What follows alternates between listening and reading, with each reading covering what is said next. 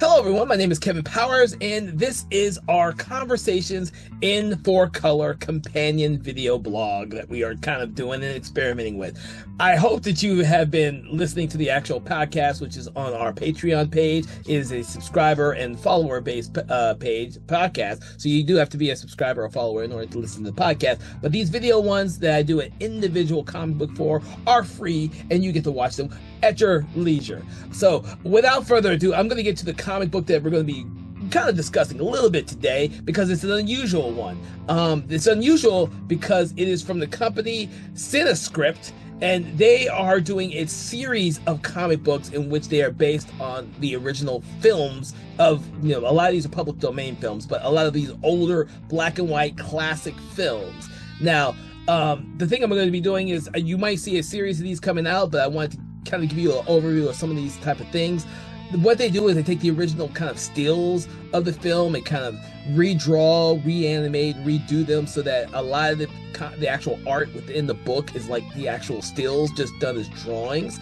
I found this a very interesting concept of the way they're doing their process, but everyone their comics is different, and depending on what type of films that you actually enjoyed from the classic era will depend on which titles you pick up from them, and they've done a lot. So it's going to be interesting to discuss some of these over the course of however long it takes me to read them all. But the first one I'm going to discuss is, and I'm going to show you pictures of these as I go through. But the first one I'm going to talk about is Carnival of Souls. Now, anyone who has listened to the podcast Conversations in Horror, which I actually also do, will know that I'm a huge fan of the original Carnival of Souls, and this is one of the books that made me pick it up. This was originally on a Kickstarter campaign, and I got a lot of them because as soon as I saw that they had done Carnival of Souls, they also did Nosferatu and a whole bunch of them, I had to say, dude, I had to have these. So I kind of bought a whole variety of their books. Now, the artwork in here is quite interesting and amazing, and it does look like the film. So if you have seen the film, what you're going to get is kind of like an adaptation, or not even an adaptation, kind of like a straight representation of the film, almost, because they actually do cut out some stuff for this graphic novel, the story. Some of the superfluous stuff that you didn't really need is in there. But what I like about this comic book is that it melds some of the editing choices in the film into single panels and single full-page spreads, which makes it much more interesting to read and experience. If you are a fan of the film Carnival of Souls, you'll get what I'm talking about, because it's a very cryptic film, and therefore reading it is a much different experience. And there's not a lot of different ways you can experience this film, because it just wasn't one of those type of films that has a lot of ancillary market value. There's no toys, there's no comic book adaptations until now. There's just not a lot of stuff out there that you can experience this film with if you are a fan. So seeing the CineScript comics and their series, the CineScript Presents series, is actually really, really inventive and very crucial to us horror fans who want to have another experience for some of these favorite films of ours. And so, I would recommend anyone going out there and checking it out.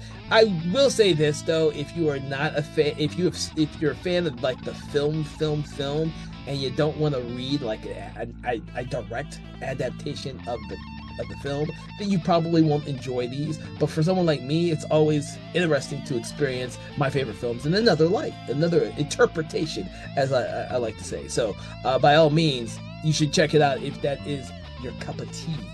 I will try and do a really good analysis of a lot of these CineScripts so that you don't have to watch a bunch of these small little videos of these, because I think that because they are such fast reads, I could do a whole bunch of videos, but I'm just going to do the ones I thought were amazing.